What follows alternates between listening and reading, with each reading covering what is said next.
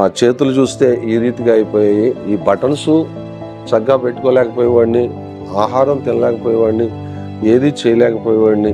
ఇలా నేను పనికి దూరం అవడం వల్ల నా కుటుంబం చాలా కష్టాలు పడ్డారు. ఇప్పుడు నా చేతి పని దూరం కాగానే, నా వృత్తి పని దూరం కాగానే, నేను లెపర్స్ వ్యాధితో నిండిన పరిస్థితిని బట్టి నా కుటుంబం చాలా యాతనలకు గురైంది, చాలా బాధలకు గురైంది.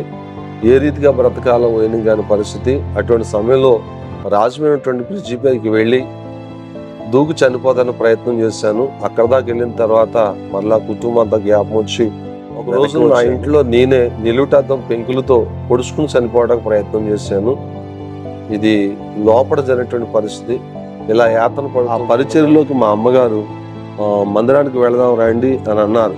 యేసుక్రీస్తు ప్రభు రోగాన్ని తగ్గిస్తాడు, యేసుక్రీస్తు ప్రభు వ్యాధులు తగ్గిస్తాడు, యేసు ప్రభు గుడికి వెళ్దాం రా బాబు అని మా అమ్మగారు అన్నారు. అప్పటికే మా అమ్మగారు నా నిమిత్తం గుడికి వెళ్తున్నారు, మా భార్య నా నిమిత్తం ప్రార్థన చేస్తున్నారు. అయితే ఇలా జరుగుతున్నప్పుడు నాకు చాలా మంది దేవుళ్ళు ఉన్నారు, యేసుక్రీస్తు నాకు అక్కర్లొద్దని జీవితంలో ఒకే ఒక్కసారి మా అమ్మపైకి నా కుడి చేయిని ఎత్తాను. ఆగకుండా నాలోంచి కన్నీరు వచ్చింది. ఆ కన్నీరు కింద ఉన్నటువంటి నేలను చాలా వరకు తడిపేసింది. ఆ కన్నీరు నేల మీద చూశాను. అంతగా నాలోని పశ్చాత్తాపం కలిగింది. ఆ ప్రభుపై ఆధారపడుతూ ఒక మాట అన్నాను, ప్రభా నీవు సజీవుడవు, నేను నమ్మితే బాగు చేస్తా అంటున్నారు, నీవు నన్ను స్వస్థపరిస్తే, నా కుటుంబాన్ని పోషించుకునే ఆరోగ్యం నాకు ఇస్తే జీవితకాలం నీకు సాక్షినై ఉంటాను, సాక్ష్యం చెప్తానని ఆ సభలో విశ్వాసాన్ని గురించి విన్న 3వ రోజున నేను మోకరించి ప్రార్థన చేసుకుని ప్రభుపై ఆధారపడ్డాను.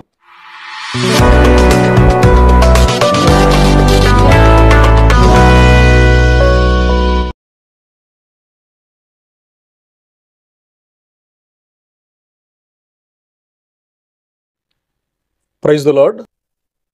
క్రీస్తునందు ప్రియమైనటువంటి దేవుని బిడ్డలైన మీ అందరికీ మరొకసారి మన ప్రభు అయినటువంటి యేసుక్రీస్తు వారి శ్రేష్టమైన నామంలో శుభాలు తెలియజేస్తూ ఉన్నాను. మిత్రులారా, మరొక మంచి సాక్ష్యంతో మీ ముందుకు రావడానికి దేవుడు నా పట్ల చూపినటువంటి ఆయన కృపను బట్టి దేవాది దేవునికి నా హృదయపూర్వక వందనాలు తెలియజేస్తున్నాను. అలాగే గతించిన కాలంలో మీ ముందుకు మంచి సాక్ష్యాలు తీసుకొచ్చినప్పుడు మీరు అనేక మందికి వాటిని పంపించి నాతో పాటు మీరు కూడా దేవుని పనిలో పాలు భాగస్తులు అవుతున్నందుకు నేను చాలా సంతోషిస్తూ ఉన్నాను. మిత్రులారా, ఈ సాక్ష్యం కూడా మిమ్మల్ని బలపరుస్తుందనే ఆశతో భీమవరం ప్రాంతంలో గంభీరమైనటువంటి సువార్త పని జరిగిస్తున్నటువంటి దైవ సేవకులు పాస్టర్ పాల్రాజు గారు భయంకరమైనటువంటి వ్యాధి నుండి దేవుడు ఆయనను విడుదల చేసి ఈరోజు భీమవరం ప్రాంతంలో దేవునికి ఒక వెలుగైనటువంటి పాత్రగా, అనేక దీపాలను, అనేక ఆత్మలను వెలిగించే పాత్రగా, బలమైనటువంటి పాత్రగా దేవుడు వారిని వాడుకుంటూ ఉన్నారు. భయంకరమైనటువంటి వ్యాధి అంటే ఈ రోజుల్లో మనం చూస్తున్నటువంటి వ్యాధులు కాదు, కానీ యేసుక్రీస్తు వారి లోకంలో బ్రతికినప్పుడు కుష్టి వ్యాధి కలిగినటువంటి వ్యక్తులు ఆయన వెంబడించి స్వస్థత కొరకు ఆయన్ని కేకలు వేసి బ్రతిమలాడినట్టు మనం వాక్యం చూస్తాం. అదే వ్యాధితో భయంకరమైనటువంటి పరిస్థితుల్లో ఎదుర్కొన్నటువంటి ఆయన జీవితంలో దేవుడు ఆయన స్వస్థపరిచి ఆయన సేవకు పిలుచుకొని ఈరోజు గంభీరమైనటువంటి సువార్తలో సేవకులనే కాకుండా కుటుంబ సభ్యులందరినీ కూడా ఆయన పని కొరకు దేవుడు వాడుకుంటున్నారు. ఈ సాక్ష్యాన్ని మీ ముందు తీసుకురావడం నేను చాలా సంతోషిస్తూ ఉన్నాను. అయ్యగారిని మీ అందరికి పరిచయం చేస్తాను. ఆ తర్వాత వారి యొక్క రక్షణ సాక్ష్యాన్ని, అలాగే స్వస్థ సాక్ష్యాన్ని పరిపూర్ణంగా వినే ప్రయత్నం చేద్దాం. అయ్యా, ప్రైజ్ లార్డ్ అండి. అయ్యా, మీ గురించి నేను సేవకుల ద్వారా విన్నాను. మీ జీవితంలో దేవుడు గొప్ప కార్యాలు చేశారని, భయంకరమైనటువంటి కుష్టి వ్యాధి నుండి మీరు స్వస్థపరచబడి ఈరోజు దేవుని పాత్రగా, బలమైనటువంటి పరిముట్టుగా ఆయన కొరకు వాడబడుతున్నారని, అనేక ఆత్మలు దేవుళ్ళు వెలిగించారని విన్నాను. నేను వినటమే కాకుండా అనేక మందికి మీ జీవితంలో దేవుడు చేసిన కార్యాన్ని చేరవేయాలన్న ఆలోచనతో మిమ్మల్ని అడిగినప్పుడు మీరు స్పందించి నాకు మీ సమయాన్ని ఇచ్చి మీ సాక్ష్యాన్ని అందరితో పంచుకోవడానికి ముందుకు వచ్చినందుకు ప్రభు పేరట ముందుగా మీకు వందనాలు తెలియజేస్తున్నాను. మీ జీవితంలో దేవుడు చేసిన కార్యం, మీ కుటుంబ నేపథ్యం అందరితో పంచుకునే ప్రయత్నం చేయగలరు. ప్రభు నామానికి మహిమ కలుగును గాక. వింటున్న మీ అందరికీ ప్రభువైన యేసుక్రీస్తు వారు నా జీవితంలో చేసినటువంటి ఆశ్చర్యమైన కార్యాన్ని తెలియచేయడానికి ఇష్టపడుతూ ఉన్నాను. అందరిలాగే మేము కూడా పూర్వం నుండి భక్తి సంబంధమైనటువంటి ఆసక్తిని కలిగి జీవించేటువంటి కుటుంబంలో పుట్టి పెరిగిన వాడను. మా స్వగ్రామం తూర్పుగోదావరి జిల్లా జి మామిడాడ అనేటువంటిది మా స్వగ్రామం. అక్కడ బాల్యంలో చదువుకుంటుండగా మా నాన్నగారికి ఎదురైనటువంటి ఆర్థిక సమస్యలను బట్టి రాజమండ్రి అవుతున్నటువంటి ములకల్లంక అనేటువంటి అమ్మమ్మ గారి గ్రామం వెళ్ళడం జరిగింది. అక్కడ నుంచి మా వృత్తి పని నిమిత్తము రాజమండ్రిలో ఉన్నటువంటి జాడిలిపేటలో పని చేయడానికి, పని నేర్చుకునడానికి నాన్నగారు నన్ను తీసుకుని వెళ్ళారు. అక్కడ జీవిస్తూ అలా జీవనం గడుపుతుండగా జాడీల పని నేర్చుకున్నాను. నాన్నగారు ఫ్యాక్టరీలో పనిచేసేవారు. ఇలా మా జీవితం కొనసాగుతూ ఉంటుండగా నా 19వ ఏట నాకు వివాహం జరిగించారు. వివాహం అయిన తర్వాత నాకు దేవుడు నా దాంపత్య జీవితాన్ని ఆశీర్వదించి 20 మగపిల్లలను దేవుడు అనుగ్రహించాడు. ఈ రీతిగా సాగిపోతుంటుండగానే అందరి వల్లే మేము కూడా ఆసక్తి కలిగి భయభక్తులతో ఉండేవారు. మా కుటుంబీకులందరూ కూడా మరి శివగోత్రానికి సంబంధించిన వారు, శివభక్తిని చేసేటువంటి వారు. మా తాతయ్య గారు బాల్య దినాల్లోనే శివాలయానికి తీసుకెళ్ళి ఆ పాటలు భజనలు నేర్పించేవారు. వాటిని నేర్చుకుంటూ మా చిన్నాయన గారు, మా నాన్నగారు అటువంటి కార్యక్రమాలు చేసేవారు. మా చిన్నాయనగారు అయితే ఎక్కువగా ఈ భజన కార్యక్రమాలు చేస్తూ మామిడాడ చుట్టుపక్కల గ్రామాల్లో అనేక స్థలాల్లో ఆ కార్యక్రమాలు జరిగిస్తూ ఉండేవారు. ఇలా ఉంటుండగా అనుదినం క్రమమైనటువంటి భక్తిని చేస్తూ సాగిపోతూ ఏ దేవుని ఆలయాన్ని చూస్తూ నమస్కారం చేస్తూ దేవుడి మీద ఆధారపడుతూ ఎదిగేటువంటి భక్తి శ్రద్ధలు మా పెద్దలు మాకు నేర్పించారు. అలా నేర్పించిన భక్తిలో సాగిపోతుంటుండగా అయ్యప్ప స్వామి మాల వేయాలని భక్తి చేయాలని ఆశ కలిగింది. ఆ రీతిగానే మాల వేయడం, భక్తి చేయడం, శబరిమల వెళ్ళడానికి ముందు కొన్ని స్థలాల్లో భజన కార్యక్రమాలు జరిగించడం, ఈ రీతిగా ఆ భక్తి కార్యక్రమం అంతా కూడా చేయడానికి ఆ రోజు చాలా మరి ఆసక్తిగా సాగాను. ఆ భక్తి చేస్తుంటుండగా జాడీలపేటలో నేను జాడీలు తయారు చేసేటువంటి పనిలో ఉండేవాడిని. ఆ వచ్చేటువంటి జీతం వల్ల నేను, నా 20 చెల్లెళ్ళు, నా 2 పిల్లలు, భార్య, తల్లి, తండ్రి 80 పోషించబడుతుండేవారు. మా నాన్నగారికి తగుమాత్రపు జీతం వచ్చేటువంటిది. ఈ రీతిగా మా కుటుంబం సాగిపోతుంది. లోకస్తుల వల్లే నాకు కూడా మరి సినిమాలు అనేటువంటివి ఆ రోజుల్లోనే రాజా, కుబీర్, కైనా వేయడం, చుట్టలు కాల్చడం ఇటువంటి అలవాట్లు ఉండేవి. వీటికి మించిన అలవాట్లు నా దగ్గర ఏమీ లేవు. ఆ రీతిగా సాగిపోతుండగా ఈ అయ్యప్ప మాల వేసినప్పుడు ఆ దీక్షలో సాగుతూ మరి రాత్రులు భజనకు వెళుతూ పగలు గుర్తు చేసుకుంటూ సాగుతున్నప్పుడు ఒక 20 రోజులు ఆ దీక్ష పూర్తయ్యేటప్పటికి నా కుడి చేతికి చిటిక వేలికి తిమ్మిరిగా ప్రారంభమైంది. తిమ్మిరి ఎందుకు వచ్చిందా అని బాధపడుతుండగా ఒక 4-5 రోజుల్లోనే ఒక వారం 10 రోజుల మధ్యలోనే చిటికిన వేలు లోపలికి లాగడం, చిటికి వేలు తర్వాత ఉన్న వేలు కూడా లోపలికి లాగడం, ఆ రీతిగా వెళుతుంటే నేను చేస్తున్న పని మరి వేళ్ళు బాగోవాలి, అవయవాలు బాగోవాలి. అలా బాగుంటేనే జాడీలు తయారు చేయగలను. నేను 1/2 లీటరు వాటర్ పట్టేటువంటి జాడీ నుండి 10 లీటర్లు నీళ్లు పట్టేటువంటి జాడీ వరకు నేను తయారు చేసేవాడిని. ఆ రీతిగా కొనసాగుతుండగా ఈ తిమ్మిరెండు లోనికి వెళ్ళింది. ఆ వేలు వెనక లాగడం ప్రారంభించింది. ఏంటో వైనింగ్ కాలేదు. ఆ జాడీలు పని చేయడానికి కష్టమైపోయి ఇది లక్షణం ఏంటో తెలియక ఆసుపత్రికి వెళదామంటే నేను భక్తి చేస్తున్నాను, అయ్యప్ప స్వామి భక్తిలో ఉన్నాను, భక్తిలో ఉన్నప్పుడు ఆసుపత్రికి వెళ్ళడం ఏమిటని కొద్ది రోజులు నిర్లక్ష్యం చేశాను. తర్వాత చిటికిన వేలు బేటల కింద, గాడి కింద నీరు లేని నేల ఎలా ఎండిపోయి పగిలిపోతుందో అలా పగిలిపోవటం మొదలుపోయి అది ఇంకా లోపల లాగేస్తుంటే భయం వేసి పని చేయడానికి ఈ చేతులు అనుకూలించక నేను డాక్టర్ గారి దగ్గరికి వెళ్ళాను. మాకు ఫ్యాక్టరీలో ఉన్నటువంటి విఎస్ఐ అనేటువంటి వైద్య సదుపాయాన్ని బట్టి రాజమండ్రిలో ఉన్నటువంటి పేపర్ మిల్ పక్కన ఉన్నటువంటి వర్కర్స్ విఎస్ఐ ఆసుపత్రికి వెళ్ళి పరీక్ష చేయించుకున్నాను. అక్కడ నుంచి వారు మరలా గవర్నమెంట్ హాస్పిటల్కి రాశారు. గవర్నమెంట్ హాస్పిటల్లో పరీక్ష చేయించుకున్నాను. వీరిద్దరూ పరీక్షలు చేసి బాబు నీకు మేహుడుకు అనేటువంటిది వచ్చింది అన్నారు. మేహుడుకు అంటే ఏమిటి నాకు తెలియట్లేదు అడిగితే, బాబు అది లెపర్సీ వ్యాధి, ఇది మెడిసిన్ వాడాలి, 6 సంవత్సరాలు మెడిసిన్ వాడితే వ్యాధి ఆగుద్ది కానీ వ్యాధి నీళ్ళను పూర్తిగా పోదు అని వారు చెప్పారు. కళ్ళంటా నీళ్ళు పెట్టుకుండి చాలా ఏడ్చాను.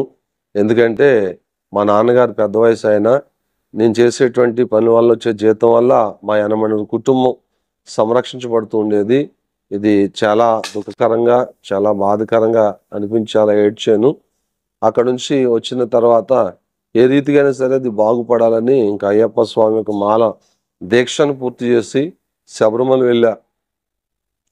పంపాని దాటుకుని శబరిమల వెళ్ళి శబరిమలలో భక్తి కార్యక్రమాలు చేసి అందరూ కూడా సహజంగా నమస్కారం చేసి వచ్చేస్తుంటే నేను ఇరుముడిని ఇచ్చేసిన తర్వాత గుడి చుట్టూ 3 సార్లు ప్రదక్షిణ చేశాను. సాష్టాంగ నమస్కారం చేసి ఏ రీతికైనా బాగుపడాలి, నేను స్వస్థపరచబడాలి, నేను బాగుపడకపోతే నా కుటుంబ పరిస్థితి అతోగతి అయిపోతుంది అనేటువంటి వేదనలో అలా ఆధారపడి చేశాను. అదే ఆధారపడి చేసి భక్తిని పూర్తి చేసుకుంది, ఆ యాత్ర కార్యక్రమాలు పూర్తి చేసుకుంది ఇంటికి రావడం జరిగింది. స్వస్థ వస్తుందని ప్రయత్నం చేస్తూ ఉంటుండగా స్వస్థత కలగలేదు. అప్పుడు రాజమండ్రి ఉన్నటువంటి చర్మ వ్యాధుల డాక్టర్ రమేష్ గారి దగ్గరికి వెళ్ళి కోటగుమ్మం సెంటర్ వెనుక దేవి సౌక్ సెంటర్ పైన ఉంటుంది వారి ఆసుపత్రి. అక్కడికి వెళ్ళి వైద్యం చేయించుకున్నప్పుడు ఆయన నెల మెడిసిన్ రాస్తూ ఉండేవారు. ఇది పూర్తిగా తగ్గదు బాబు, కానీ మెడిసిన్ వాడితే ఇక్కడితో ఆగుతుందని వారు కూడా మరలా చెప్పారు. ఆ రీతిగా మెడిసిన్ వాడుతుండగా నెలకొచ్చి 750 రూపాయలు మెడిసిన్కి అయిపోయి, ఆ రోజుల్లో మా యొక్క జీతమే 1,150 రూపాయలు. నేను డబుల్ పని చేస్తాం, జాలిపేటలో ఎవరైనా సరే 2 నెలలు పని చేస్తాం, ఎక్కువ జీతం డబుల్ జీతం వచ్చేది. ఆ రీతి కొనసాగుతుంటుండగా నాకు పని దూరమైంది, ఖర్చు నా పై పడింది కనుక చాలా కష్టమైపోతుందని ఇలా కాదని లెపర్సీ ఆసుపత్రికి వెళ్ళి చూపించుకున్నాను. లెపర్సీ హాస్పిటల్ చూపించుకుంటే వారు ఆ యొక్క రాజమండ్రి ప్రాంతంలో కోనేరుపేట సెంటర్కి పైనటువంటి ఆ రోజు ఫుడ్ గోడౌన్స్ పక్కన సోమవారం లెపర్సీ వ్యాధి గల వాళ్ళకి మెడిసిన్ ఇచ్చేవారు. ఆసుపత్రిలో ప్రసాద్ గారి హాస్పిటల్లో మెడిసిన్ కొనుక్కునేటువంటి స్తోమత లేక ఆ లెపర్సీ వారు ఇచ్చేటువంటి మెడిసిన్ తీసుకుంటూ ఆ వైద్యం ద్వారా ఆ రీతిగా జీవిస్తూ ఉంటుండగా పూర్తిగా నా వేళ్ళన్నీ కూడా ఇలా లోపలికి వచ్చేసాయి. ఈ చిటికిన వేలు పొండు కింద పడిపోయింది. ఇలా లోపల లాగేసే చేతులని ఉపయోగపడేటువంటి పరిస్థితి లేదు. ఆహారం తిందామన్నా కానీ ఇందులోకి అన్నం వచ్చేది కాదు. ముద్ద కలుపు తింటాకి నేను భోజనం చేస్తే చాలా నీట్గా చేస్తాను. అయితే ఇలా వస్తుంటే కళ్ళంట నీళ్ళు వచ్చాయి. నా షర్ట్ బటన్స్ కూడా పెట్టుకోలేని స్థితి నా చేతుల్లోకి వచ్చింది. అటువంటి సమయంలో నేను ప్యాంటుకు కూడా తాళ్ళాటి కుట్టించుకుని వేసుకునేవాడిని. ఇలా బాధపడుతుండగా రామచంద్రపురం వెళ్తే బాగుంటుంది, వైద్యం బాగుంటుంది అన్నారని రామచంద్రపురం వెళ్ళి అక్కడ వైద్యం చేయించుకోవడానికి వెళ్ళాను. అక్కడ వైద్యం చేయించుకోవడానికి వెళ్తే వారు నువ్వు సహజమైన చెప్పులు వేసుకోకూడదు, మేము ఇచ్చేటువంటి చెప్పులు వేసుకోవాలి అని వారు ఒక అట్టు ఇచ్చారు. దాని చెప్పులుగా తయారు చేయించుకుని వేసుకోమని, అది కుట్టకూడదు, అంటింపుతో మాత్రమే చేసుకోవాలని ఇచ్చారు. ఈ రీతిగా రామచంద్రపురం హాస్పిటల్కి వెళ్ళడం రావడం జరిగింది. ప్రతిరోజు నేను పడుకుంటున్న సమయంలో రాత్రికాల సమయాల్లో ఎలకలు వచ్చి నా అరికాలు మడాలు చిన్న చిన్న ముక్కలు కొరుకు పట్టిపోయి, ఎందుకంటే ఈ వ్యాధి వల్ల నాకు స్పర్శ అస్సలు లేదు, తెలిసేది కాదు. చిన్న చిన్న ముక్కలు కొరుకు పట్టుకెళ్ళిపోతూ ఉంటే అక్కడ బ్లడ్ వచ్చేది కాదు కానీ సెమ్మ కింద అయ్యేది. ఇలాగా అరికాలు కింద మడ ఉంది, అలా ఏళ్ళదే చిన్న చిన్న ముక్కలు పట్టుపోతూ ఉండే. ఎప్పుడో పన్ను లోతు గుచ్చుకుంటే ఎప్పుడైనా సురుకుమని తప్ప అతనికి తెలిసేది కాదు. తెల్లారి చూస్తే అంత భయంకరంగా ఉండేది. ఈ రీతిగా ఒంటిలో స్పర్శ తగ్గిపోయింది. రాత్రికాల సమయాల్లో ఎలకలు వచ్చి చిన్న చిన్న ముక్కలు కొరుకు పట్టుకుపోయి ఆ చేతులు చూస్తే ఈ రీతిగా అయిపోయాయి. ఈ బటన్స్ చక్కగా పెట్టుకోలేకపోయేవాడిని, ఆహారం తినలేకపోయేవాడిని, ఏది చేయలేకపోయేవాడిని. ఇలా నేను పనికి దూరం అవడం వల్ల నా కుటుంబం చాలా కష్టాలు పడ్డారు. నాకు వచ్చే జీతం వల్లే మా కుటుంబం పోషించబడాలి అనమనుగురు చాలా ఇబ్బందులు ఎదుర్కొన్నాం. ఆ రీతిలో ఇలా జీవిస్తూ చాలా యాతన పడుతున్నటువంటి సమయంలో, చాలా దుఃఖపడుతున్న సమయంలో ఏమైనా బాగుపడాలని అనేక ప్రయత్నాలు, మరి లోక సంబంధంగా నేను ఆధారపడి చేశాను. ఏ రీతిగా కూడా నాకు స్వస్థత కలగలేదు. ఈ మెడిసిన్ వాడుతూ ఉంటుండగా నేను బేగా బాగుపడిపోతే మంచిది, నేను పని చేసుకుంటే మా కుటుంబాన్ని పెంచుకోగలన్న ఆశతో నరం ఇంజక్షన్లు కూడా ప్రత్యేకంగా చేయించుకున్నాను, త్వరగా తగ్గుద్దేమో అని. ఇంజక్షన్ చేయించుకోవడం వల్ల తగ్గలేదు. పైగా ఇలా జరుగుతుండగా ఈ ఈ చేతికి లెపర్సీ వచ్చింది. ఈ రెండో చేయి కూడా బలహీనపడిపోయింది. ఇది లెపర్సీతో ఇక్కడ వరకు వచ్చింది వ్యాధి. ఈ చిటికినేలు మొదలుకొని ఇక్కడ వరకు వ్యాధి వచ్చింది. ఇంకొక వారం రోజులు 10 రోజులు మరి మెడిసిన్ వాడకుండా ఉంటే ఈ ముక్కు చెవి కూడా ఇలా సొట్ట కింద తినేస్తని లెపర్సీ వైద్యం చేసినటువంటి వారు తెలియజేశారు. నీవు ధన్యుడు, ఇప్పటికొచ్చో, ఇప్పుడు మెడిసిన్ పడుతుంది కాబట్టి ఇది మించదు, కానీ ఇక్కడ నుంచి పూర్తిగా పోదు, ఇలా ఉంటుందని వారు చెప్పారు. ఆ రీతిగా మెడిసిన్ వాడుతూ జీవిస్తున్నాను. చాలా కష్టకరం అయిపోయేది. ఎలా బ్రతకాలా అనేటువంటిది చాలా అయోమయ పరిస్థితి అయిపోయింది. ఎందుకంటే నా బాల్యంలో నేను చదువుకున్నదల్లా 2వ క్లాస్ మాత్రమే. మా నాన్నగారి స్థితిగతులు మారిపోయిన దాన్ని బట్టి నేను బాల్య దినాల్లోనే మొట్టమొదటిగా మొలకల్లంకలో ఒక సౌదేశ్ కుటుంబంలో గేదెలు కాయడానికి పాలేరుగా పెట్టారు. తర్వాత మా నాన్నగారు ఇంజిన్ మెకానిజం నేర్చుకున్నాను. తర్వాత మా నాన్నగారితో వ్యవసాయం పనులు చేశాను కలిసి. ఇలా చేస్తున్న తరుణం నుంచే మేము రాజమండ్రి వెళ్ళడం జరిగింది. తర్వాత కులవృత్తి నేర్చుకోవడం, అక్కడ పని చేయడం, ఇదంతా కూడా జరిగింది. నాకు సహజంగా చదువు అనేది 2వ క్లాస్ నుంచి నాకు లేదు. నేను చదువుకోవాలని ఆశ చూపించిన అది నా పరిస్థితులను బట్టి నాకు కలగలేదు. ఈ రీతిగా బాల్యం నుండి కష్టపడి ప్రయాసపడే అనుభవాలు అయితే ఎక్కువగా నేను పొందుకున్నాను. నా తల్లిదండ్రులు కూడా చాలా చక్కగా నన్ను పెంచారు. కనీసం ఒక అపవిత్ర మాట కూడా ఎప్పుడు తల్లిదండ్రులు మాట్లాడటం కానీ అటువంటి అలవాట్లు లేవు. సరదాగా ఏలాకోలంలో ఫ్రెండ్స్తో ఆడటం తప్ప బూతులు మాట్లాడే అనుభవాలు కూడా మా నోటికి ఎప్పుడు అలవర్చబడలేదు. అటువంటి భక్తిని మాకు నేర్పించారు. ఏ ఒక్క దేవుని చూసినా నమస్కారం చేయడం, ఏ ఒక్క దేవుని చూసినా దక్షిణ వేసుకోవటం, ఏ ఒక్క దేవుని ఆలయం చూసినా అక్కడ నిలబడి మన అవసరాలు చెప్పుకోవడం. నాకున్న అలవాటు అయితే ఏ చిన్న గుడి చూసినా కొంత దక్షిణ వేయాలి, ఎన్ని కొబ్బరికాయలు కొట్టాలి అనేటువంటి అలవాటుతో నేను ఉండేటువంటి వాడిని. ఇలా జీవించుతుండేవాడిని. మా శివగోత్రాన్ని బట్టి మరి నా బొట్టులు పెట్టుకునే విషయంలో కాదు, భక్తి చేసే విషయంలో కాదు, విద్య తక్కువైనా భక్తి పరంగా చాలా ఆసక్తి అనేటువంటిది నేను కలిగి ఉండేవాడిని. నేను ఏ రోజుకి ఆ రోజు సుప్రభాతం నా అంతటి నేను పాడుకునేవాడిని. నాకున్నటువంటి చదువుతోటే నేను వాటిని నేర్చుకుని అలా పాడుకుంటూ ఉండేవాడిని. ఇంత యాతనలోకి మా కుటుంబం వెళ్ళిపోయింది. చిన్నప్పటి నుంచి నాకున్నటువంటి గురి ఏమిటి అంటే తల్లిదండ్రులు పెంచుకోవాలి, భార్య బిడ్డలు పెంచుకోవాలి, అదే జీవితం, అదే కర్తవ్యం, అదే శ్రేష్టమైనది అనేటువంటి ఆలోచన నా గుండెల్లో ఉండిపోయింది. అయితే ఇప్పుడు నా చేతి పని దూరం కాగానే, నా వృత్తి పని దూరం కాగానే నేను లెపర్సీ వ్యాధితో నిండిన పరిస్థితిని బట్టి నా కుటుంబం చాలా యాతనలకు గురైంది, చాలా బాధలకు గురైంది. ఏ రీతిగా బ్రతకాలో పోయిన కాని పరిస్థితి. అటువంటి సమయంలో రాజమైనటువంటి బ్రిడ్జిపైకి వెళ్ళి దూకి చనిపోతానికి ప్రయత్నం చేశాను. అక్కడ దాకా వెళ్ళిన తర్వాత మళ్ళా కుటుంబం అంతా జ్ఞాపం వచ్చి వెనక్కి వచ్చాను. ఒక రోజు నా ఇంట్లో నేనే నిలువుటద్దం పెంకులతో పొడుచుకుని చనిపోవడానికి ప్రయత్నం చేశాను. ఇది లోపల జరిగినటువంటి పరిస్థితి. ఇలా యాతన పడుతుంటుండగా, ఇలా బాధపడుతుంటుండగా మా మామయ్య గారిది భీమవరం. వారికి 6 ఆడపిల్లలు, 3 మగపిల్లలు, 9 మంది సంతానం. అందులో మా పెద్దదుని గారు యేసుక్రీస్తు వారిని నమ్ముకున్నారు. వారు నమ్ముకుని ప్రభుని వెంబడిస్తున్నారు. వారి స్థలంలో జీవిస్తుండగా, అలాగే మా ఏరియాలో దైవ సేవకులు ఒక ఆయన బ్రాహ్మణ్స్ కులానికి చెందినటువంటి వారు మంచి పరిచర్య చేస్తున్నారు. ఆ పరిచర్యలోకి మా అమ్మగారు మందిరానికి వెళదాం రండి అని అన్నారు.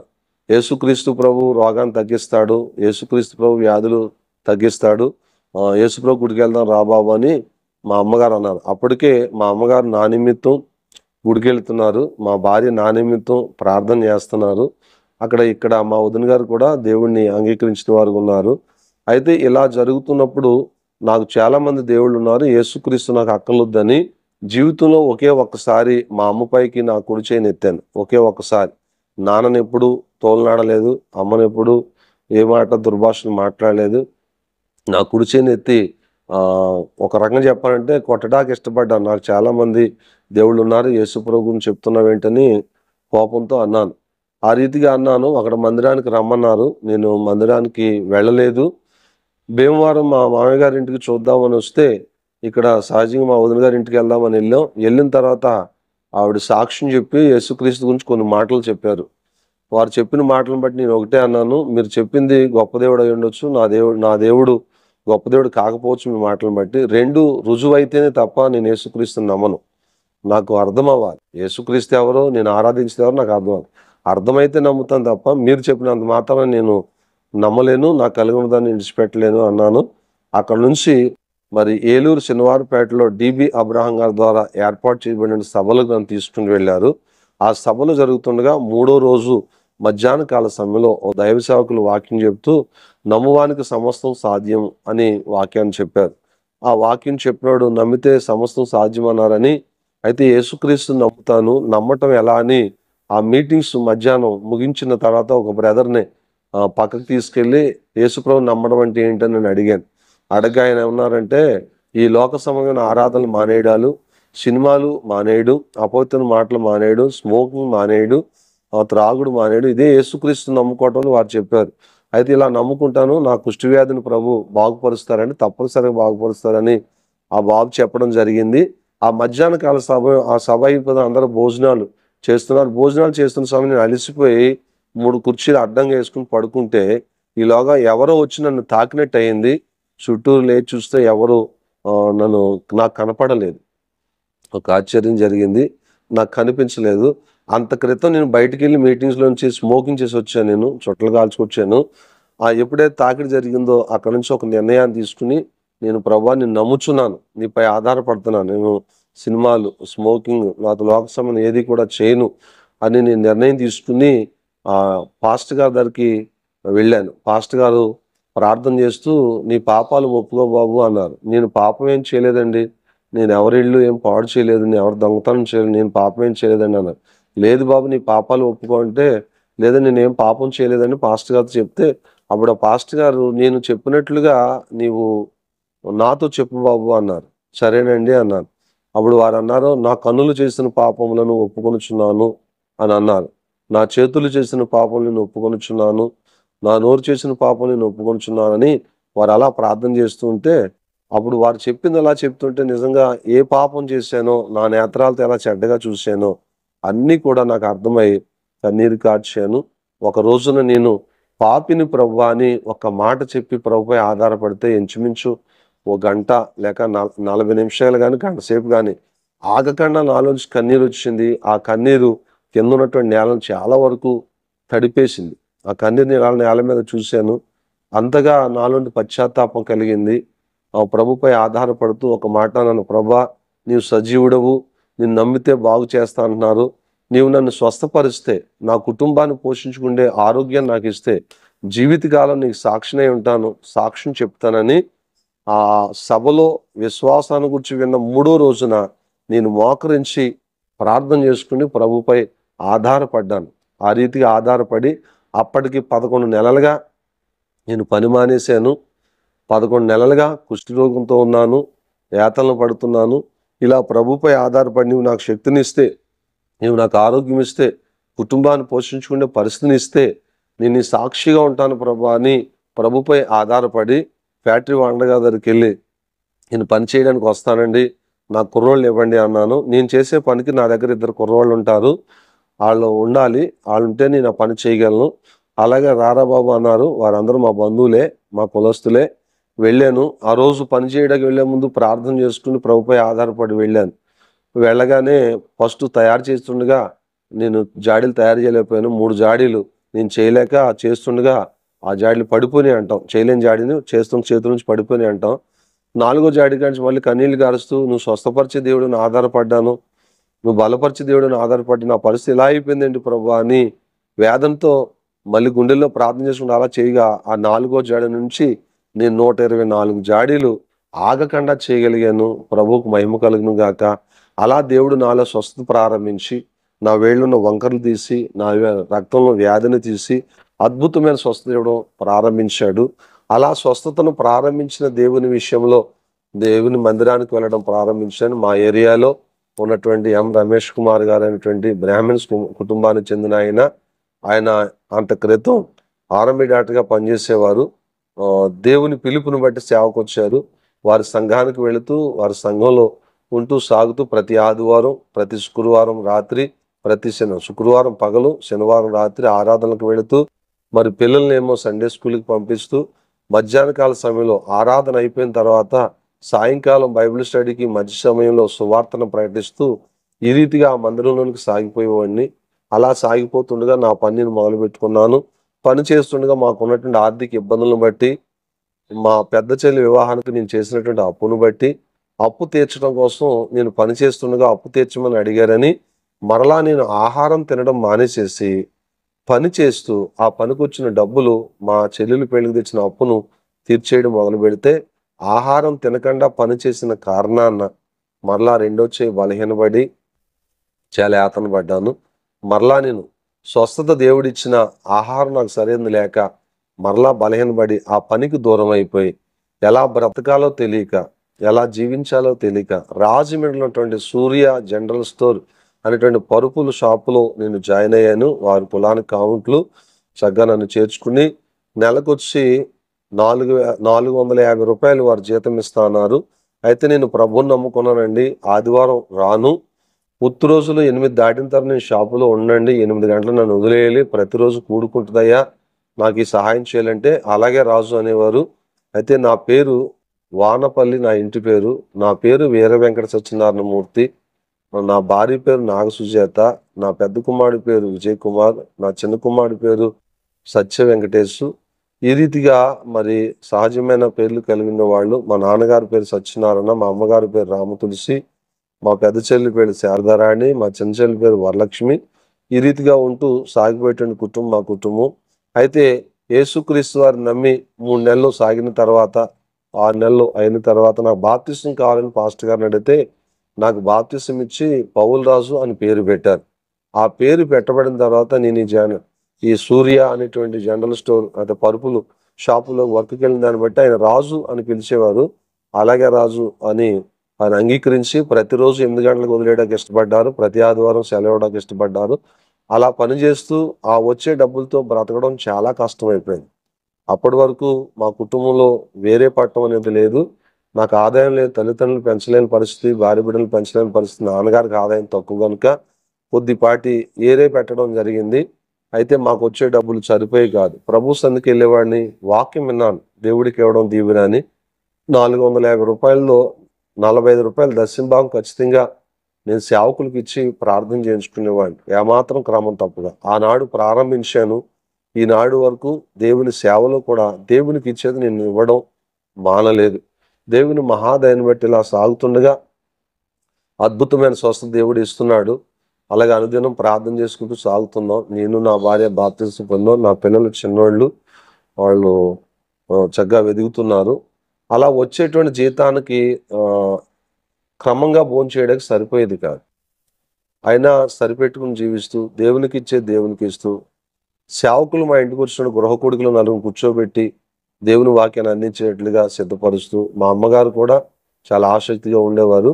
ఈ రీతిగా కుటుంబం సాగిపోతుంటుండగా భీమవరం వస్తే ఏదైనా పని దొరికితే అక్కడికంటే బాగా బ్రతకగలమేమో అని ఆలోచన వచ్చి సలహా అడిగితే మా పెద్దోదిని గారు ఇక్కడికి రెండు బాబు ఏదో పని చూస్తామని అన్నారు.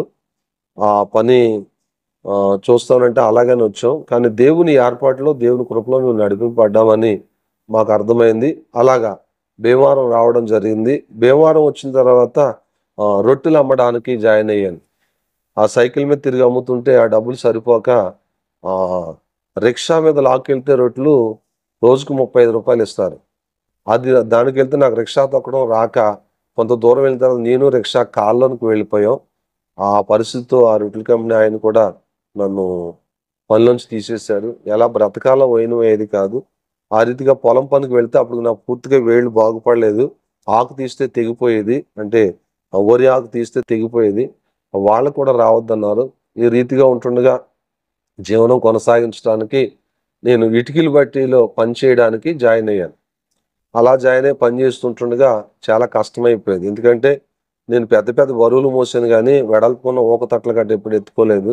ఇలా ఎత్తుకుంటే చాలా కన్నీళ్ళు వచ్చేవి. చాలా బాధ వచ్చేసేది. చాలా కష్టమైపోయింది. అదే సమయంలో మురుక్కాళ్ళకు దిగి మట్టి తీసేవాడిని. నాకు ఈత రాదు.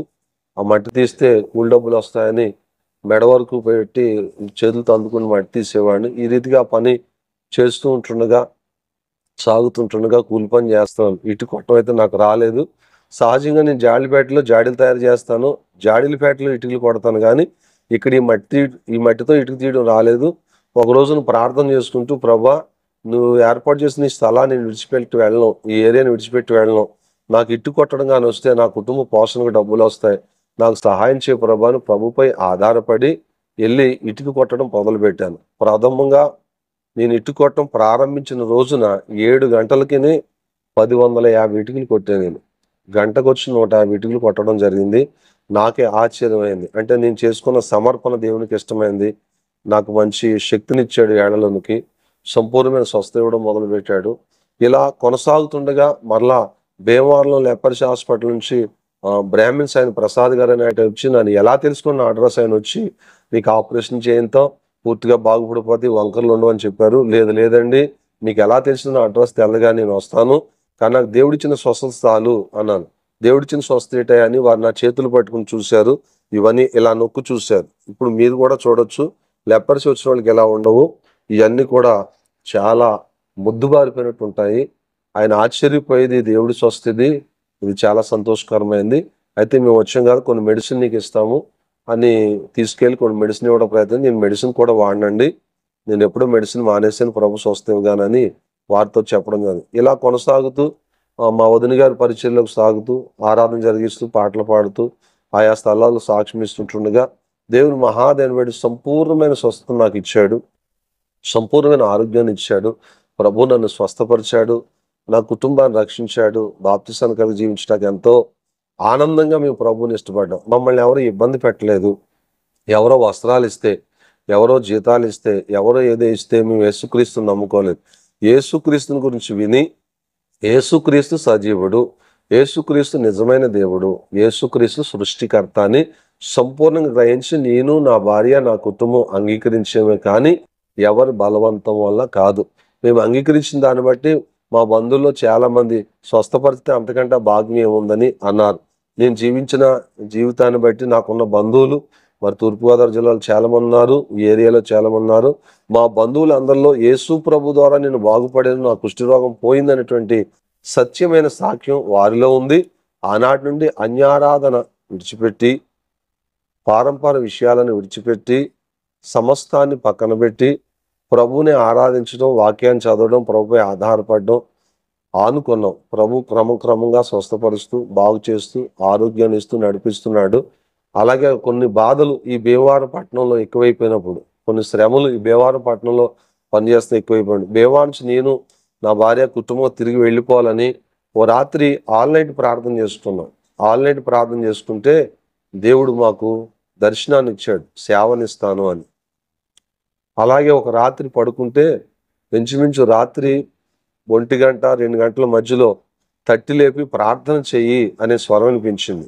ఎప్పుడు చేస్తున్నాం, ఎందుకు వినపడిందని మోకరించి ప్రార్థిస్తాం. మళ్ళా పడుకున్న తర్వాత తెల్లవారుజాము 4 నుండి 5 గంటల లోపులో 200 ఆత్మలు నీకు ఇస్తానని స్వరం వినిపించింది. అప్పుడు ఏంటో మాకు అర్థం కాలేదు. ఆ రీతిగా ఈ భీమవరం విడిచిపెట్టి వెళ్ళిపోవాలనుకుంటే ప్రభు నాకు స్వరాన్ని ఇచ్చాడు, అలాగే దర్శనాన్ని ఇచ్చాడు, సేవనిస్తానని చూపించారు. దాన్ని బట్టి ఇక్కడ నిలబడి ఎన్నో కష్టాలు అనే విషయాన్ని ఆలోచన చేస్తే ఇక్కడికి వచ్చి పని చేస్తుండగా వచ్చే ఆదాయం వారంలో 4 రోజులు తింటానికి సరిపోయేది. 3 రోజులు ఆహారం ఉండేది కాదు. పిల్లలకి పెట్టుకుని మేము పస్తులు ఉండేవాళ్ళం. చాలా బాధలు పడేవారు. నాకున్న బట్టలు, నా భార్యకున్న బట్టలు పూర్తిగా అన్నీ కూడా సినిగిపోయే పరిస్థితి వచ్చింది. చివరికి ఆమెకు పట్టుసీర తప్ప వేరొకటి లేని స్థితి వచ్చింది. నాకు బట్టలు లేని స్థితి వచ్చింది. ఆ సమయంలో అంకుల్ గారు, ఆయన పేరు జీవరత్న గారు, ఆంటీ గారి పేరు వెలుగమ్మ గారు. వారు రాజమండ్రి వెళ్ళాను మామూలుగా ఆత్మీయుల దగ్గరికి. వారు ప్యాంట్లు అరిగిపోయినాయి బాబు, బయట పాడేస్తున్నాను అంటే, లేదు లేదు అంకుల్, ఆ ప్యాంట్లు నాకు ఇయ్యను, ఆయన ప్యాంట్లు ఆయన షర్ట్లు చివరిగా తెచ్చుకున్నాను. అంత దీనస్థితిని అనుభవించాం. అయితే ఇటువంటి లేమి కరువు ఎందుకు వచ్చిందంటే యేసుక్రీస్తు వారు నమ్ముకున్నందుకు మాత్రం కాదండి.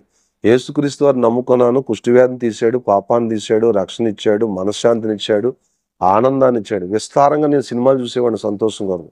యేసుప్రభు మందులో అడుగుపెట్టిన తర్వాత ఆయన నాకు ఇచ్చిన ఆనందం ఆనాటి నుండి నేటి వరకు 32 సంవత్సరాలుగా నా గుండెల్లో నిలిచిపోయి ఉంది, నా కుటుంబంలో నిలిచిపోయి ఉంది.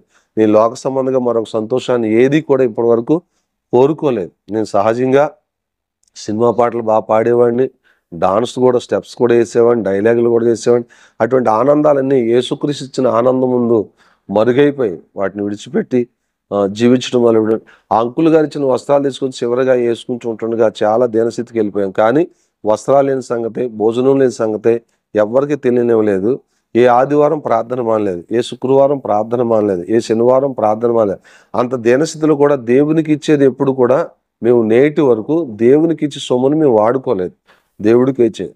నేడు సేవలో కూడా సేవకుండా అయ్యాను కదా అని నాకు వచ్చిన దాంట్లో తీసి అది నా సేవకు ఉపయోగించను, నేను బయటకే ఇస్తాను దాన్ని తప్ప నేను ఎంత మాత్రం ఉపయోగించను. ప్రభు ఈ రీతిగా మమ్మల్ని బలపరిచాడు, స్వస్థపరిచాడు, ఆయన సేవకు పిలిచాడు. సేవలో చేయడానికి దేవుడు ఎక్కడ చేయం ప్రభు అంటే దర్శనమిచ్చాడు. గొల్లల కోడేరులో 1వ వార్డులో టీపీగూడెం రోడ్డు పక్కన ఖాళీ స్థలం ఉన్నట్టు, స్థలం పక్కన పెంకిటి ఇల్లు ఉన్నట్టు చూపించారు. అదే స్థలాన్ని చూసి తీసుకున్నాం, అక్కడ సేవను ప్రారంభించాం. ఇలా సేవ కొనసాగుతుండగా అద్భుతమైన ఆరోగ్యాన్ని దేవుడు నాకు ఇచ్చాడు, శక్తిని నాకు ఇచ్చాడు. 2వ క్లాస్ మాత్రమే చదువుకున్నాను. ఇంకా స్పష్టంగా చెప్పాలంటే చివరి పద్యాలు ఉండేవి, ఉప్పు కప్పుడు అనే పద్యాలు. ఆ పద్యాలు కూడా నేను పూర్తిగా చదవలేదు. 2వ క్లాస్ బుక్ చివరిలో సీతారాముల కళ్యాణ్ గురించి పాట ఉండేది, ఆ పాట మాత్రం బాగా నేర్చుకున్నాను. నా చదువు అక్కడితో ఆగిపోయింది కనుక వృత్తి నిమిత్తం జాడీల ఫ్యాక్టరీలో, వ్యవసాయాల్లో, మెకానిజంలో, పనుల్లో ఉండిపోయాను. చదువు అంతా అబ్బలేదు. ఆ ఉన్న అక్షరాలనే కలిపి చదువుకుంటూ బైబిల్ చదవటం ప్రారంభించినాడు. దేవుడు బైబిల్ చదవటం నేర్పించాడు. ఈ రీతిగా సేవను పిలిచినాడు. ఇక్కడ మందిరం ఎలా కట్టాలా అని ఆశపడ్డామండి. మా దగ్గర ఏమి ఉండేది కాదు, నాది సహజమైన జీవితం. దేవుడు దయని బట్టి స్థలం కొనుక్కోవడానికి ఒక డైరెక్టర్ గారు సహాయం చేశారు. స్థలం తీసుకున్నాం. మందిరం ఎలా కట్టాలని ఆలోచన చేస్తే ఒక దర్శనం వచ్చింది. ఆ దర్శనంలో మా బంధువులు ఇద్దరు, పాస్టర్ గారు మీకు ఎందుకు రండి, మేము అందరిని ఇటుక అడుగుతా ఉన్నారు. ఈ గొల్లల కోడేరులో మురుక్కాల గట్టుని ఇటుక వ్యాపారం చేసేవారు అనేక మంది. ఆ రోజు ఇటుక అడగడానికి వెళ్తే ఎవరిని అడిగినా కానీ 100 ఇటుకలు 150 ఇటుకలు ఇచ్చేవారంటండి. మేము వెళ్ళి అడగగానే అందరూ 500 ఇటుకి, 1000 ఇటుకి, 1500 ఇటుకి, చాలా 13,500 ఇటుకి నాకు ఇక్కడ పనిచేసుకుంటున్న వాళ్ళందరూ అనేకులు సోదర సహోదరులు మా వాళ్ళైన వారు ఇచ్చారు. అది తోలడానికి కిరాయి పెట్టి తోలడానికి డబ్బు లేని పరిస్థితి నాకు. అయితే ఓ తల్లిగారు పరిచయం అయ్యారు. ఆ తల్లిగారు నా దూర ప్రాంతం నుంచి ఆ రోజులు సేవకుడుగా మరి వడ్డీలకు తేవడం అనేది క్రమం కాదు, కానీ ఏమైనా మందిరం కట్టాలి అనే ఆశతో ఆ మొదట ప్రారంభంలోని వడ్డీలు తెచ్చి ఇంచుమించుగా 84,000 రూపాయలు అప్పు చేసి పండిటికుతో, మట్టి గోడలతో, పండిటికు తాటాకు మందిరాన్ని ప్రతిష్ఠ చేయడానికి ప్రభు కృప చూపాడు. అది 1999 6వ నెలలో ఈ రీతిగా ఆరాధన పరిచర్య అంటే 1999 4వ తారీఖున ఆరాధన ప్రారంభించాం. ఆరాధనకి ఆల్నైట్ పెట్టాం. ఆల్నైట్లో దర్శనం ఇచ్చాడు. ఈ రీతిగా సమకూర్చి సేవను జరిగించడానికి ప్రభు ఇష్టపడ్డాడు. ఇలా సంతోషంగా సాగిపోతున్నాం. సినిమాలు, షికార్లు సమస్తాన్ని విడిచిపెట్టే మనసునిచ్చాడు. ప్రభుని ప్రకటించుకుంటూ వెళ్ళిపోతున్నాం, ప్రభుని ఆరాధించుకుంటూ వెళ్ళిపోతున్నాం. నా పిల్లలను కూడా దేవుడు సేవకు పిలిచాడు. పెద్ద కుమారుణ్ణి మరి కర్ణాటక రాయచూరు అనే ప్రాంతంలో సేవ చేయడానికి స్పష్టంగా దేవుడు పిలిచాడు. ఆ బిడ్డ అక్కడికి వెళ్ళి సేవ చేస్తున్నాడు. 4-5 స్థలాల్లో కుటుంబంగా కట్టబడ్డాడు. నాతో మరి ఉన్నటువంటి చిన్న బిడ్డ సత్యం గారు కూడా దేవుడు సేవకు పిలిచారు. ఆయన సేవ చేస్తూ ఏఐజీ షార్ట్ ఫిలిమ్స్ అనేటువంటి వర్క్స్ ఆ యొక్క దర్శనాన్ని దేవుడు ఇస్తే ఆ పనులు కూడా వారు సాగుతున్నారు. ఈ రీతిగా మా కుటుంబం అంతా సేవలో ఉండడానికి ప్రభు మాకు చాలా సహాయం చేశాడు. ఎంతో అద్భుతమైన మేలు చేశాడు. శ్రేష్టమైనటువంటి కార్యం మా ఎడల చేశాడు. ఈ విషయం అంతా మరి వింటున్న మీరు కూడా గ్రహించాలి. మరొకసారి నేను మాట చెప్తున్నాను, దేవుడు స్వస్థపరిచేవాడు. కుష్టి వ్యాధి నుంచి నన్ను విడిపించాడు. నాకు కుష్టి వ్యాధి వచ్చినప్పుడు కుష్టి వ్యాధి నిర్మూలన అవడానికి మెడిసిన్ లేదు, ఆగటాకే మెడిసిన్ ఉంది. కానీ నా వ్యాధిని పూర్తిగా లయపరిచాడు. మీకు ఇంకా నమ్మకం దొరకకపోతే నా బ్లడ్ కూడా ఇస్తాను, పరీక్ష చేయించుకోవచ్చు. అంతటి స్వస్థతను, అంతటి శక్తిని ప్రభు నాకు ఇచ్చాడు. అనేక పరిచర్యలు తిరగడానికి, అనేక స్థలాల్లో సాక్ష్యం ఇవ్వడానికి ఎంతగానో కృప చూపాడు ప్రభువారు. ఎంతగానో సహాయం చేశాడు. అదే సమయంలో యేసుక్రీస్తు ఆశీర్వదించేవాడు. ఎంతగా ఆశీర్వదించేవాడు అంటే, నాది స్వగ్రామం గొల్లల మావిడాడ. నేను వృత్తి పని చేసుకుంటూ నిలిచింది రాజమండ్రి. రాజమండ్రిలో సంఘంలోకి ఆరాధనకి వెళ్ళేవాడిని. అక్కడ సేవలో 200 మంది ఆ సేవకులకి ఆత్మలు ఉండేవి. అంతటి సంఘంలో నుంచి ఇక్కడ 2-3 సంఘానికి నేను వచ్చాను. అక్కడ కొన్ని కార్యక్రమాలు జరిగినప్పుడు ఇక్కడ నుంచి ప్రయాణం చేసి వెళ్ళాలంటే నాకు దారి ఛార్జీకి డబ్బులు లేక నా కుటుంబాన్ని భీమవరం నుండి సైకిల్ ఎక్కించుకుండి రాజమండ్రి తీసుకెళ్లేవాడిని. అదే సమయంలో భీమవరం నుంచి నేను ఏలూరు సైకిల్ మీద వెళ్ళేవాడిని. సైకిల్ మీద చాలా విస్తారమైన ప్రయాణం చేశాను. సైకిల్కి ప్యాచీ పెడితే ప్యాచీ వేయించుకోలేని స్థితిలో కూడా ఉండేవాడిని. కానీ ఏ ఆరాధనలో పోగొట్టుకోకుండా కుటుంబం అంతటిగా వెళ్ళేవాళ్ళం. నేను టైమింగ్ కూడా చెప్పగలను. ఇక్కడ నుంచి సైకిల్ దొక్కుంటే 7 గంటలు పట్టింది రాజమండ్రి కుటుంబాన్ని తీసుకెళ్తే. నేను సింగల్గా వెళితే 4 గంటలు పట్టేది. ఆ రీతిగా అంత కష్టంలో ఉన్నవాళ్ళు. బట్టలకి, నివాసానికి, అన్ని విషయాలకి చాలా కష్టమైపోయింది. ఆ రీతిగా మేము నివసించడానికి ఇల్లు లేదని రోడ్డు పక్కన ఒక ఇల్లు అడిగితే అది ₹10 అద్దన్నారు. అందులో పడుకుంటే మరి పైన ఆకులన్నీ ఎడవెడంగా ఉండే, ఆకాశం కనిపించేది. ఒక డోర్ లేదు, ఏమీ లేదు. అలాంటి ఇంట్లో ఉండేవాళ్ళు. చాలా యాతన పడేవాళ్ళు. ఇల్లు లేక ఏమైపోతామని అనుకుంటూ బహిర్భూమిలో నేను గుడారం వేసుకోవాలని ఇష్టపడ్డాను. బహిర్భూమి అంటే అందరూ కూడా అవతలకి వెళ్ళేటువంటి భూమి. ఆ వీధి చివరి భూమిలో వేసుకుంటానికి ఇష్టపడదు. అది ఎవరో ఒకప్పుడు మట్టి పోసుకుండి ఆపుకున్న స్థలం అది. ఆ స్థలం నాకు ఇవ్వడానికి కొంత రేటు చెప్పారు. ముందు ఊరినే అన్నారు. ఊరినే నాకు వద్దన్నాను. ఆ రేటు వాళ్ళకి ఇచ్చి అక్కడ ఫస్ట్ స్టార్టింగ్లో నేను ఇల్లు కట్టుకున్నాను. ఆ ఇల్లు కట్టుకుని ఓపెన్ కట్టుకోవడానికి నాకు ₹3,800 ఖర్చు అయింది. ఆ ₹3,800 కూడా నా దగ్గర లేవు. ఒక అక్కగారు నన్ను చూసి వాళ్ళ తమ్ముడు వల్లే నేను ఉన్నానని, వాళ్ళ తమ్ముడు నాకులాగే ఉంటాడని, అంతకుముందు కాలం చేశారని, వారు క్యాస్ట్ కాపులండి. వారి పేరు పద్మ గారు. వారు సహాయం చేశారు. ఆ రీతిగా అందరికి ఇంట్రెస్ట్కి ఇచ్చేవారని నాకు వడ్డీ లేకుండా ఇచ్చారు. ఆ రీతిగా ఇల్లు నిలబెట్టుకుని అక్కడ ఉండడం మొదలుపెట్టాను. నాకు ఇల్లు కావాలని దేవుడిని ఎప్పుడు అడగలేదు. నాకు వాహనం కావాలని దేవుడు ఎప్పుడు అడగలేదు.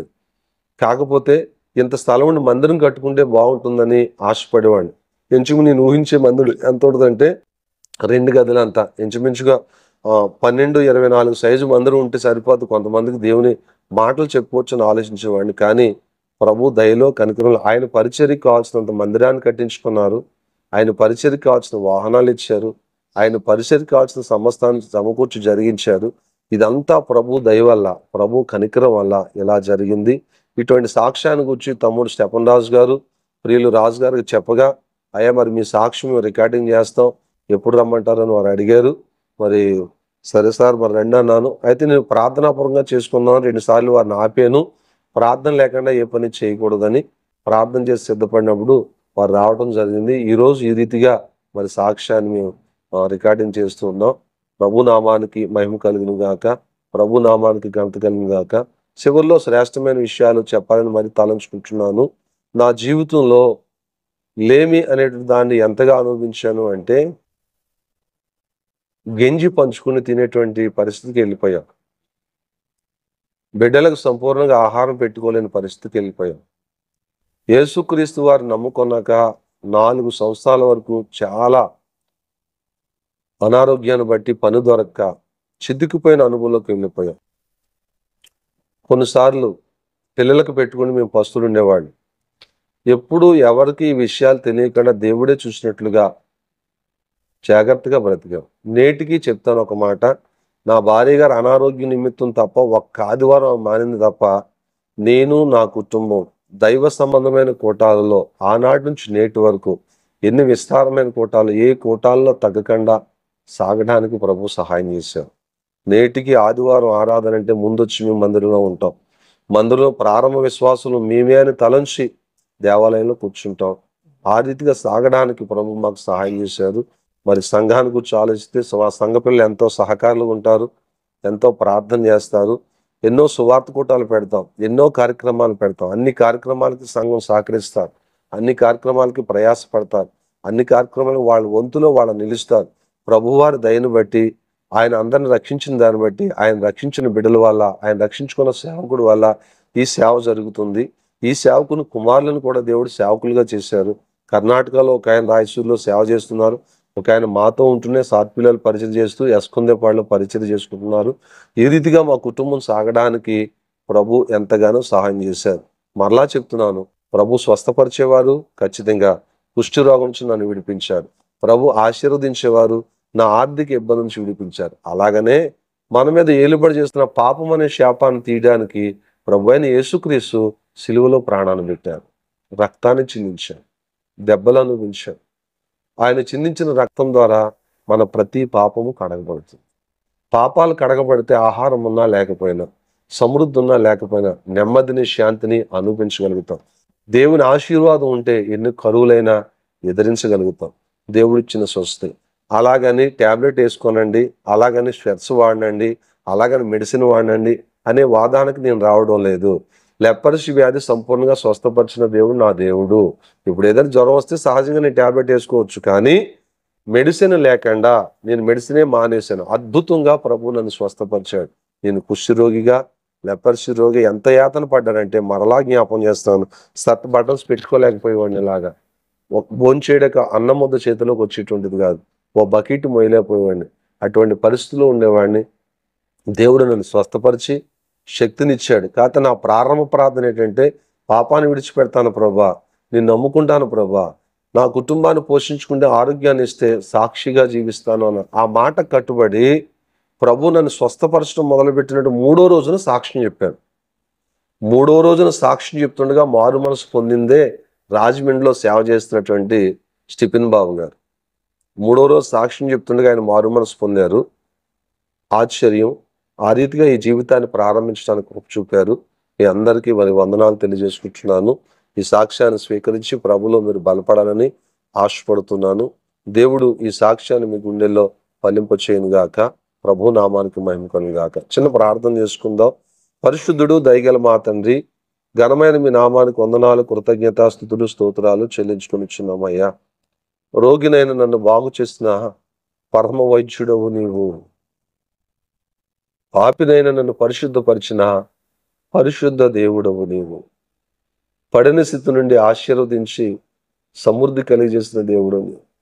ఒంటరిగా వచ్చాను నాయన, సంఘంగా కట్టుకున్న దేవుడు. సమాజం నుండి అనేకులను ప్రత్యేకపరచుకుండి సంఘాన్ని కూడా నీ చేతిలో సాధనాలుగా వాడుకుంటున్న దేవుడు. మా కుటుంబానికి ఎంతో ప్రోత్సాహకరంగా నీ సంఘాన్ని నిలబెట్టుకున్న దేవుడు. సాక్ష్యాన్ని వింటున్న వారి గుండెల్లో ఆశ్చర్య కార్యాన్ని చేయండి. వ్యాధితో ఉంటే వారిని బాగు చేయండి. ఆర్థిక సమస్యలు ఉంటే వారిని ఆశీర్వదించండి. పాపంతో కొట్టబడుతుంటే వారు విమోచించబడ్డ క్షమాపణ వారికి దయచేయండి. ఈ కార్యక్రమం చేయడానికి వచ్చిన రాజు గారిని, వారి పరిచర్యను మీ చేతులకు అప్పగిస్తున్నాను. వారి అందరిపైన వారి పరిచర్య నీ కృపణించండి. మహిమ, ఘనత, ప్రభావం మీరు పొందండి. నీ నామానికి మహిమ కలిగినట్లుగా అందరిళ్ళ కార్యములు జరిగించండి. నజరేయుడైన యేసుక్రీస్తు వారి నామంలో ప్రార్థన చేస్తూ అడిగి వేడుకొనుచున్నాను పరలోకపు తండ్రి. ఆమేన్.